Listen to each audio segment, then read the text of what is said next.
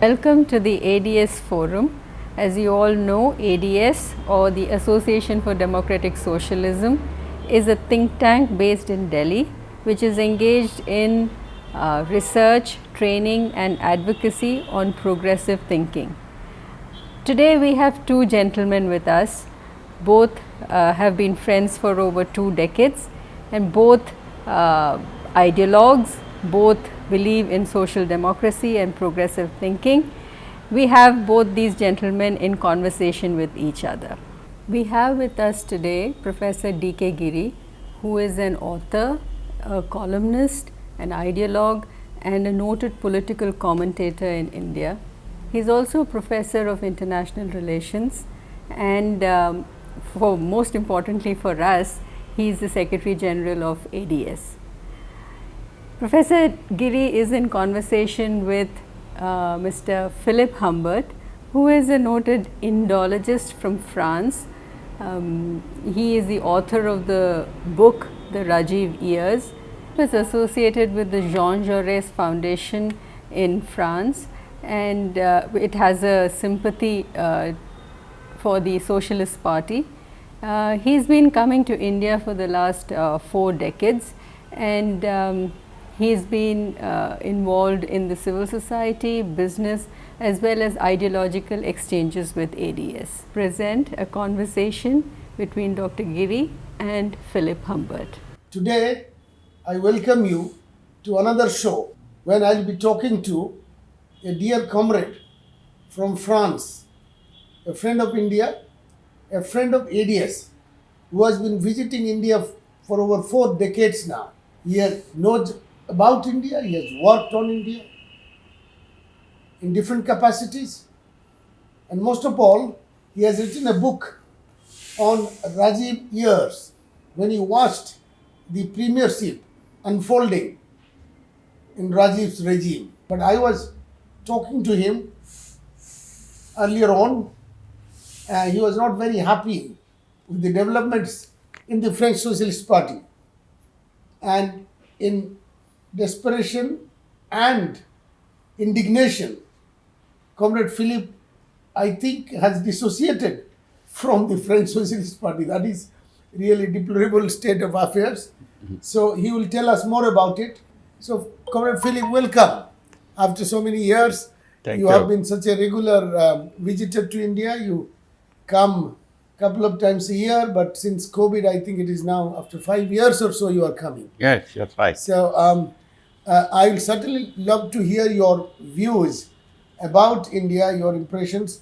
But first of all, if you can tell us about what is happening in the French politics and particularly French Socialist Party. Yes, thank you very much, comrade. So I'm quite happy. It's my pleasure to be with you and to share some views. Going back to this subject of, I would say, the left in France, historically it was a portion of the so-called social democracy, not only in France, but as it was implemented in several European countries like Germany, Norway, Sweden, Denmark, Spain, and some other countries. In the last 2-3 decades, I think the golden era was in the late 80s and 90s. Then things get deteriorated. Because social democracy at that time, we were running a lot of countries. We were running a lot of majorities in several parliaments. Was a tool of social compromise, a social compromise between unions, between government and population. A compromise was built on sharing power at the top, but also at the level of companies, and sharing the benefits of the growth. Social compromise was to share the benefit of the growth and to make it, to divide those fruits between segments of the society. So things have been pretty well, as long as there were a lot of fruits to share. So when the economic situation worldwide had been, at least in those countries, I'm not talking of other continents, but at least in Europe, had been relatively more shaky, more difficult. There were less fruits to share, and things had started to be more difficult. More individualism is certainly a key factor now. More and more people are looking after their own interest.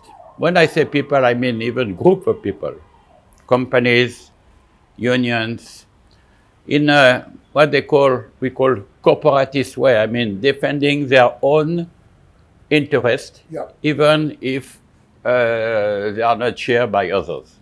Another factor is that those social democrat parties were at pains to tackle with new problems, like immigration. That's really true in those Nordic countries.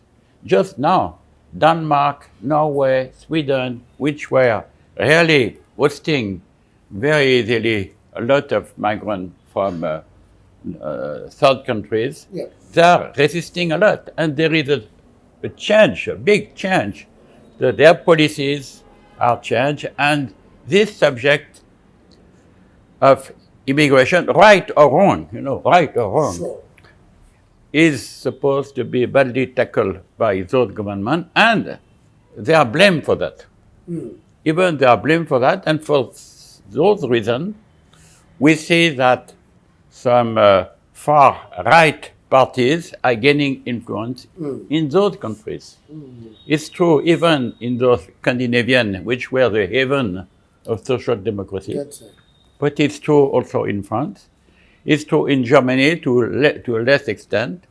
It's true in Italy, where the government, the today government, is far right, even if this lady looks more moderate than before the election. Even in the same party, there were people who were, at least in words, willing to, between brackets, start revolution, more, radical, more radical than the majority of the party. And that had been a key factor for the failure of the previous government under socialist leadership of President Hollande. He ran the country. He was benefiting of a large majority of the parliament, but inside this majority, a part of this majority, month after month, year after year, had been resisting to his own policy. And we were calling frondeurs, means people who were against their own party and making things extremely difficult for the president and for the government. And at the very end, there were revolts against some bills that the president was promoting himself. Wow. That I am talking of the years between 2012 and 2017. In 2015, 16, there were a lot of protests organized by the party against his own party and against the president. And the reason why President Hollande could not run for a second round, because he has lost his credit. He has lost the confidence of his own party. And that was the reason why now we have a totally new situation where the French Socialist Party, and at the last election, due to this split within the party, the Socialist Party has entered into an alliance with a far left, more powerful party as a junior partner. At the end of the day now, the Socialist Party in France has only about 30 MPs against left camp, which is more than 150 MPs. So it's a very junior partner in a large coalition dominated by far left. For instance, the former Prime Minister of President Hollande, Socialist Party, called Bernard Cazeneuve, he was a former Prime Minister. He is out of the party. He said, I don't want to go there. I would like to, maybe not even to form a new Socialist Party. Just imagine. Yes. So really the situation is quite bad since the party is shrinking, and even some former members, even very distinguished, and even one former prime minister, does dislike this new trend and want to go to do somewhere else. So situation is not good for the Socialist Party. So, and additionally, I must say that President Macron, which is the president, has attracted people from the left, as he has attracted people from the right, to form a more centrist government, yes, a central bloc. And in this central bloc, there are former socialists. And the current prime minister, the lady called Elizabeth Borne, she was a member of the Socialist Party. She was even chief of the staff of several socialist ministers. So she was a very, not so well known, but important in the machinery of the Socialist Party. And she left, and now she joined the Macron camp. Philippe, tell me, in the near future, do you see any chance of revival of the Socialist Party? Where? In France? Well, in France, situation is very difficult, as I am telling you, since for the moment there is this coalition of leftist party where the Socialist Party is a junior party and even divided. So this is a situation. But more seriously, I would say, the real issue is that what is lacking is just work, intellectual work. People should really concentrate now not on the usual political game, because it's a gimmick in a way. Yes. But what are the new ideas? Those basic trends of the society. Right. For instance, this individualism, globalization, which is extremely important, and globalization is certainly one of the reason why Socialist Party, not only in France, but in several countries, have been crumbling. It's because they have not understood the new rules of globalization, because in a way, globalization has been like a tool to, not to dismantle, but to weaken, to make the economic policy, national economic policy, weak compared to the strength of the world market. Right. You have been coming to India for a long time, and I remember you told me a few years ago that people did not want to come to India because growth was slow, only 3%. And I know you are a business consultant as well, and you have set up companies in India, and you worked here with Alcatel. So now, what is the perception of India now that China also is on the back foot because of its challenge to the West and whatever happened during COVID, not very transparent.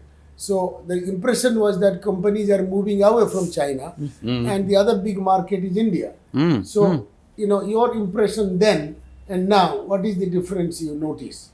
Well, I think that the famous Hindu growth rate of 3% is very far. It has been in the last two decades at least. It has gone up after when Congressman Mohan Singh launched a new economic policy in India. It was very successful. It has been up to 10% in some cases.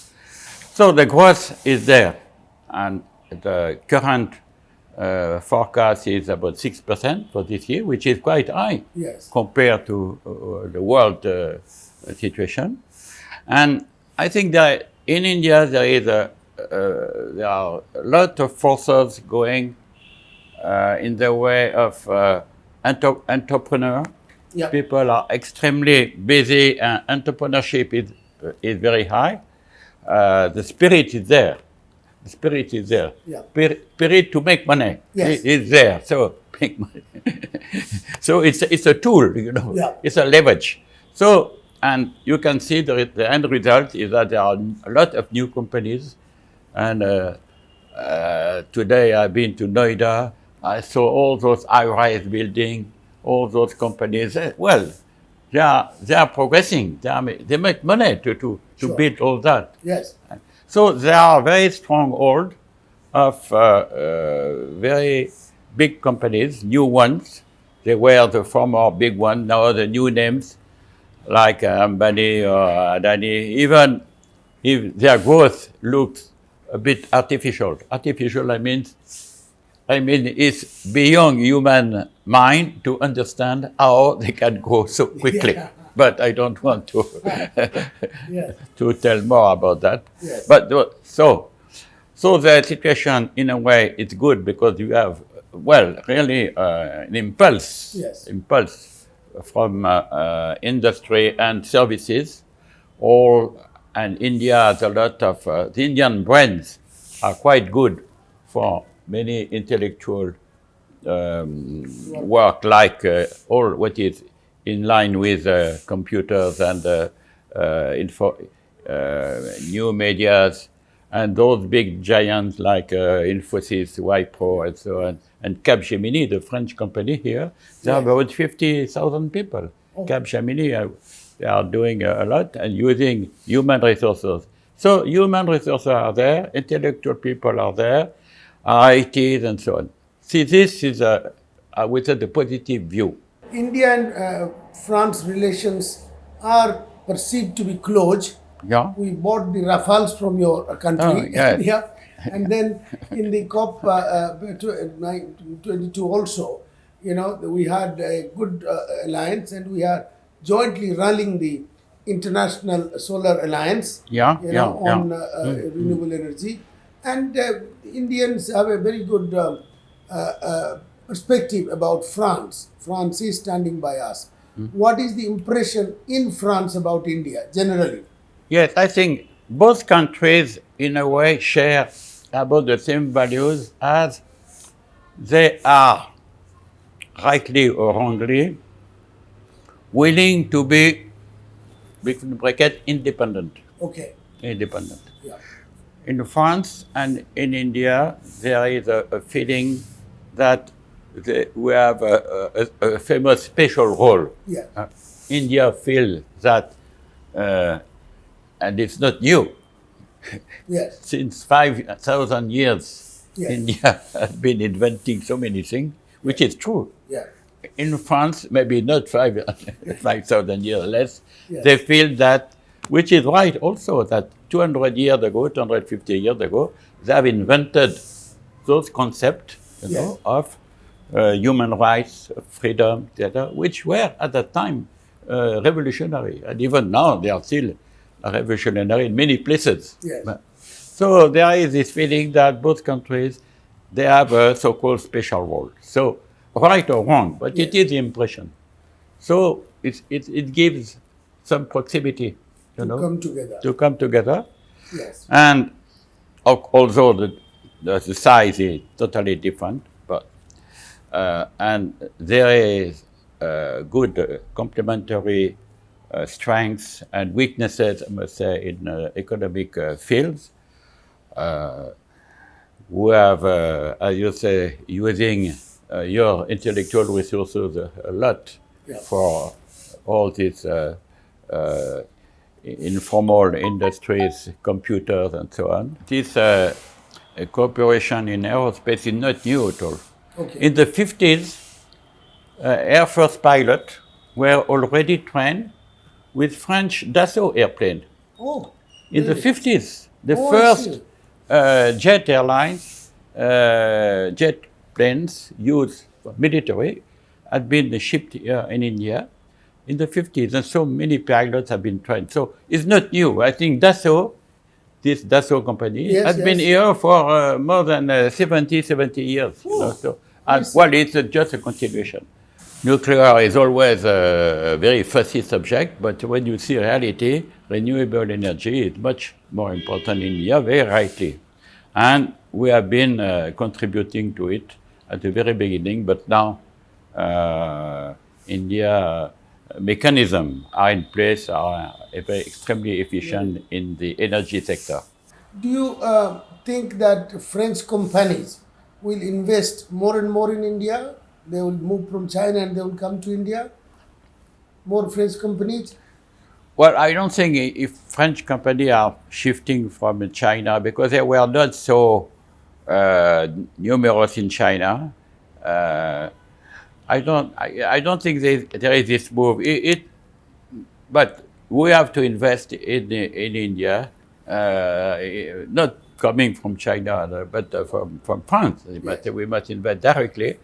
And I know that big companies are there, where I've been with, Alstom, for instance. They are making trains and locomotives. Yes. Yeah. Yes. And many of them. Renault is investing in Chennai. We have Stellantis, the car industry also. So there are so many water management and a lot of companies are there. The business schools and business world is more and more well organized with big players. So I'm quite hopeful that more and more investment will come, and they have to come to invest here, and they will benefit from this Growth in India. growth in India. Thank you, comrade. One more question I'm tempted to ask you. We have talked about it in the past. The concept of secularism. The concept really originated, Yes. to my knowledge, in your country. Yes. And I think the French word is laïcité. Yes. And I know that your friend and our comrade John Bianco was doing a huge research on how to reformulate secularism. And we heard in the newspaper some, communal religious classes like Charles Hebdo and others. So what is this? We are also struggling a bit, but what is the situation in France now in terms of secularism? Well, the basics are still there. The basic come from this very famous law in France, at least, 1905 law about secularism. Yes. This law was the end of a very long battle Yes. between the Catholic Church, all along 19th centuries. This Catholic, and with Rome, behind, Yes. were so desperate to see that this country was escaping, from religion, that they tried to influence the government, the state, Yes. and basically in education. Yes. Education, saying education is, we must educate people. Sure. And the government said, no, this is the responsibility of the state. So there was a 1 century battle. You can't imagine. And this law has been the end of a big battle at the parliament for months, arguing. And finally, so the law is there. It's a very simple law when you read it, which tells that we have the liberty of conscience. You can believe or not believe, that you are free to worship, in those places, and you are not supposed to oblige people to feel something or to believe in that or not to believe in that. So it's really a law for freedom. Yes. Freedom. So this law is there, and the feel is that this law should not be changed. Okay. Even if some people are willing to have it more stringent, Yes. not to lose, but more stringent, I think there is no agreement for changing the law because it will start an endless controversy. Yes. So it's not necessary now to start a new controversy about this law. Yes. So the only thing is that we have to adjust to the new situation. Yes. The situation is that the question now is no more with the Catholic Church. Yes. The Muslim community is playing the same game as the Catholic in their time. I mean, trying to influence the state Yes. in some areas, Yes. in education, for Yes, instance, yes. having their own school, and sometimes propagating, having a kind of way of exercising their religion, which is like a demonstration of strength. Sure. No. This is a feeling in some fraction of the population. This kind of thing. And also, there is this issue of, it's a relatively subtle idea. They call, for instance, you are not if you are a Catholic, Yes. a teacher Yes. in a public school, not in private school. Private school, they can do whatever they like. But in public school, you are a teacher. If you are a Catholic religious, you are not supposed to have a big cross here. No, not supposed, because if you have that, it's a kind of demonstration of your belief. See, look, I am, and I be good. Sure. If you have a very little one, Okay. no problem. But if you have a big one, no. So this is very subtle. There is the Council of State, which is giving the interpretation of the law in France, Conseil d'État, Yes. has made a lot of comments regarding this. It's a word in France called ostentatoire. Ostentatoire means you are showing and trying to influence, and at least to make it sin your religious belief. Yes. Look at me, for instance. I have a little thing here, because I am Protestant. Oh, yes. But that's very small. Okay. I can, but not a big one. Right. So that, and this word ostentatoire, of course, is very subtle, because what is subtle, what is ostentatoire or not, is not that easy to demonstrate. Sure. But your state will then come heavy. The state will not allow the any Catholics or Muslims to influence the state policy. No. The state policy are standalone. Yes. Religion are outside the game. Right. Okay. Outside the game. Of course, they can have their own opinion, but they should not intervene within the state domain. State domain, it's a very legal.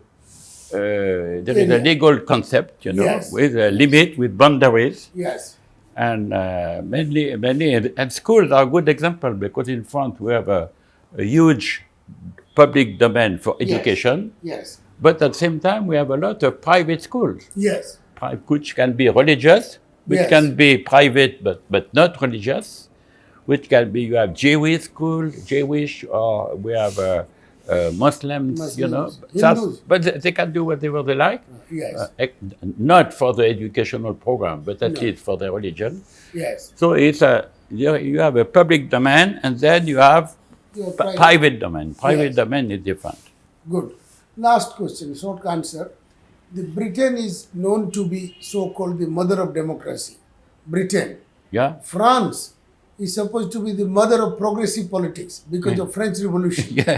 Now that we are in a hard time, rule-based international order is dismantled because of the war in Ukraine. So will France, you think France will come up again with a new political philosophy to the world, so that we have a better world? Yes, it's a big ambition, because the world has changed a lot, and things, it's more chaotic than ever. The thing is that it's extremely It's pragmatism is a name Of the game. of the game. Pragmatism. Yes. If you see how those states are behaving, just imagine. You have seen recently some agreement in Middle East Yes. with Israel. Yes. Israel was supposed to be lead me, but now they all come and say, "Why don't we sign the agreement?" Why they do that? They do it for economic reasons That's or right. for some interest, Yes. So pragmatism is really the word. So, and being in such a pragmatic means you don't have any guidelines. Yes. So you have very weak guidelines. Your So own the interest. guidelines which were, democracy or rule of law, no, it's just being, I would say it's being dismantled, but it's at least a subject of controversy. Sure. And in addition, now, with the Ukrainian war, you have this country, Russia, allying with China Yes.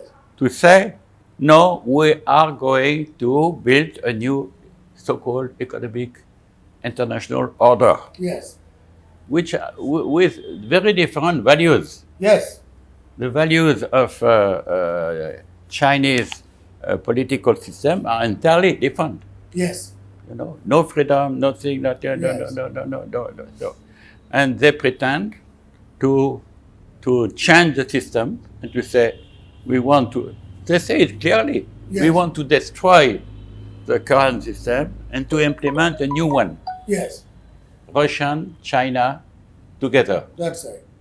And this, it's not easy to fight against those big heavyweight, although their values are very poorly attractive. Right. If you see the way the Chinese population is behaving Yes. with those control every day, all the population is under control with the cameras, Yes, hundreds of millions of cameras, Oh, yeah. Yeah, it's incredible. And in Russia, if you just go to the street and saying, I don't agree with Mr. Putin, you are jailed for 15 years. Like that. Sure. It's a totally different world. Yes. In France, at the same time, you have millions of people protesting in the streets. Macron go to jail, Macron, and they are not blamed for that. That's right. If you do the same thing in Moscow, you get 15 years jailed, Yes. at least, only for saying, I don't agree with your war. So France will stand against that order. Yes, we try, yes, but it's difficult because of this, we have the very worldwide opposition coming from those two countries. Yes. So Okay. how long it will last, we don't know. Yes. We are certainly reaching a climax for that Yes. because of the war in Ukraine, climax. Yes. And this climax is extremely dangerous. Very dangerous. Dangerous. Yes. Yes. Thank you, Philippe, comrade. Merci beaucoup. Yeah, thank you. Thank you. My Thank pleasure. you so much for talking to our friends. And I'm sure our friends and comrades will appreciate your message, your hope warmth, so. friendship, and goodwill for India. We all know it. You've been coming to India so long. And let us hope that we have a better world. Thank you. Thank you very And much. have a Thank good you. time in India as long as you are here. It was my and pleasure. see you again.